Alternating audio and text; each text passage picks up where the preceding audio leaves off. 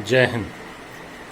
I am Group Captain R.K. Das, and today I will inform you all about the relative power of the Indian Air Force vis-a-vis the PLAAF, that is the Chinese Air Force.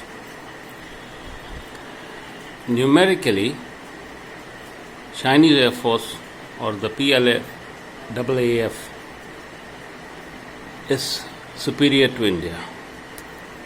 China has approximately 1700 aircraft compared to what India has.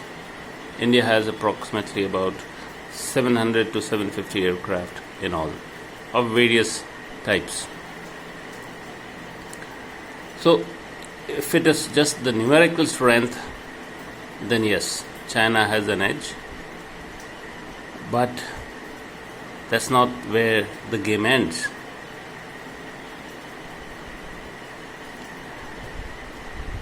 Before I discuss further on the subject, I want to inform you all to please like this topic and subscribe to my further videos. Please do watch this entire video till the end. Now coming back to the subject matter of Indian Air Force and Chinese Air Force. Indian Air Force has the most modern fighter jets that any country would love to have. We have the Sukhoi 30 MKI, which is an air superior in-depth fighter aircraft. In-depth fighter aircraft means this aircraft is capable of flying deep inside and releasing its weapon load. It's a twin-seater and it can fly for long hours. In addition to our Sukhoi 30 MKI, we have the MiG-29, which is an air defense aircraft. However, this aircraft can be used on a multi-role purpose. Equipped with the Astra missile, which has the BVR capability. BVR stands for Beyond Visual Range, and this BVR missile can actually hit the target, any flying target, about 150 kilometers ahead or in either direction. So therefore, the Astra missile has a very, very potent warhead. Now coming to the other aircraft, we have the Mirage 2000. Now Mirage 2000, as you all know, proved its mettle during the Kargil operations and the Balakot strike. So we have the Mirage 2000. In addition, we have the Jaguars. The Jaguars, as some of you might know, is a deep penetration strike aircraft. Basically, it carries weapon load and it delivers its weaponry on the enemy. Various targets, it could be strategic targets. So the Jaguars is basically a strike aircraft on surface targets. We have the MiG-21 Bison, which is the upgrade model. So these are basically our foreign acquisitions. In addition, we have the Tejas, which is an indigenous prepared aircraft, and indigenous in the sense that it has been designed by DRDO and now manufactured by HAL. Equipped with the BrahMos missile, which is a cruise missile, the Tejas can again be a very dangerous platform. So, given our fighter aircraft capability, we do have the top of the line fighter aircraft in the present generation, or the fourth generation. We are in the process of acquiring the Rafale from France. The first 6 aircraft is likely to reach us by end of July. In case we get additional Rafale aircraft faster, then definitely we will have a superior edge over China or any other enemy that could string up. Now compare our fighter jets with what China has. China has the Y-11s, the Y series, lots of aircraft, the Y-10, the Y-11, the Su-27, the Su-30 also has been acquired by China from Russia. The J-10s, the J-17s, so a lot of J-series aircraft. Now most of these aircraft are of Soviet origin and copies of Soviet aircraft. China has a huge number of such aircraft. Now compared to the Indian fighter jets, we have actually operationalized our fighter jets in the mountains, and most importantly, our aircraft will be operating from lower altitude. Now if we take the Indo-China border, the border ranges roughly around 3,700 kilometers right from Ladakh to Arunachal, and we have a string of airfields which faces the China borders. We have Leh, Thois, Avantipur, Srinagar, a bit down Ambala, Halwara, Adampur, Bareilly. Then towards the east we have Bagdogra, Hashimara, Jorhat, Tezpur, Chabua.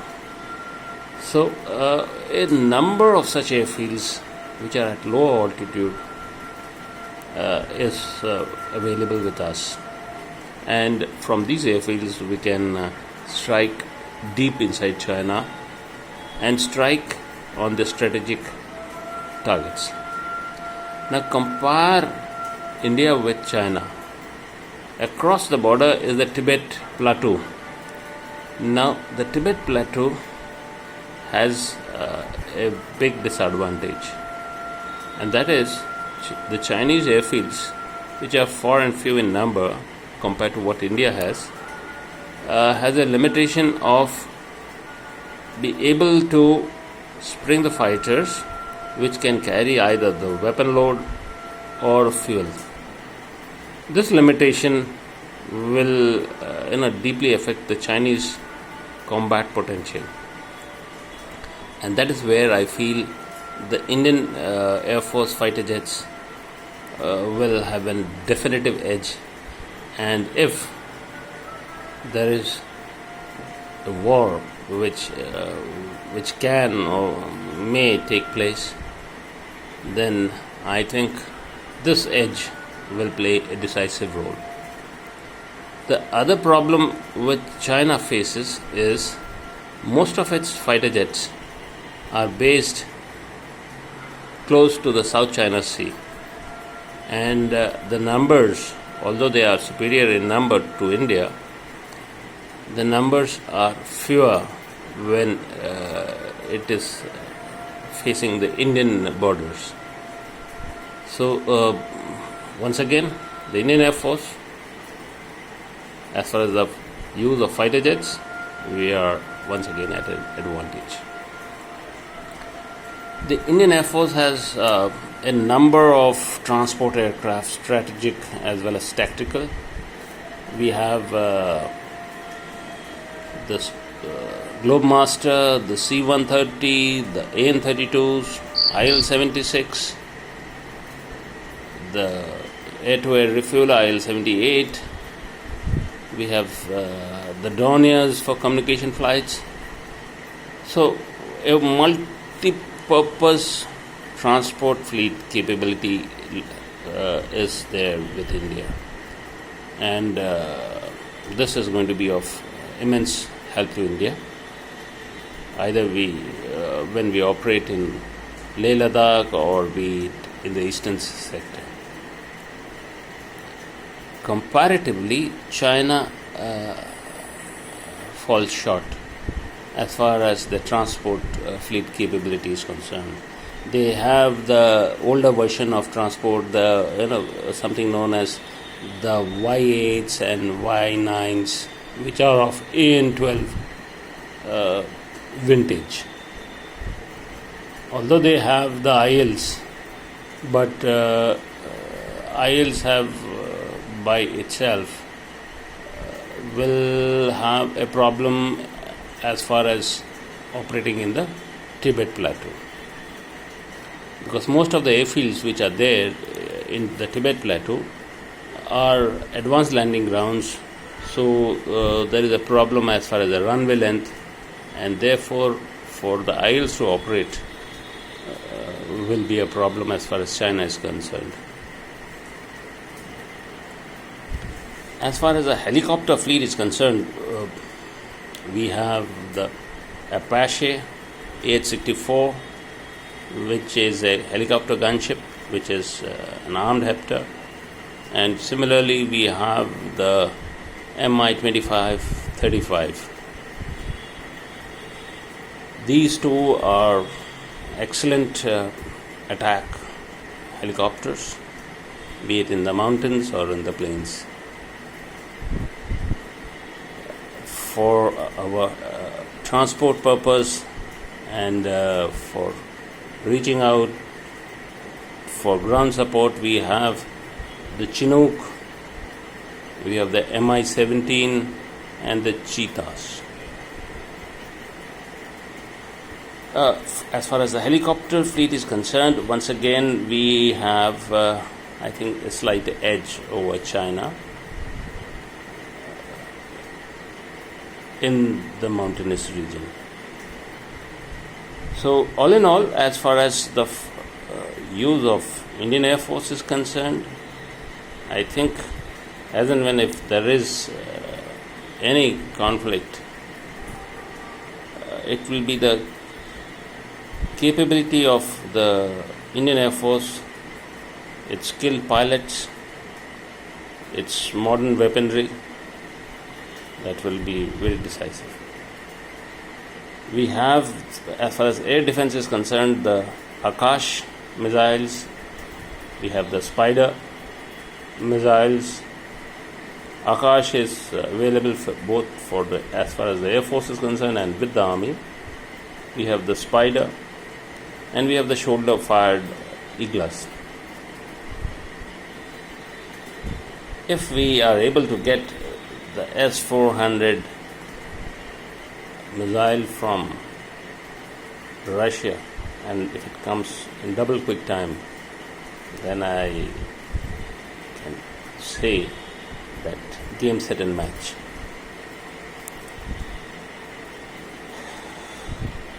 No one wants war, neither we, neither India. But to be prepared is always better.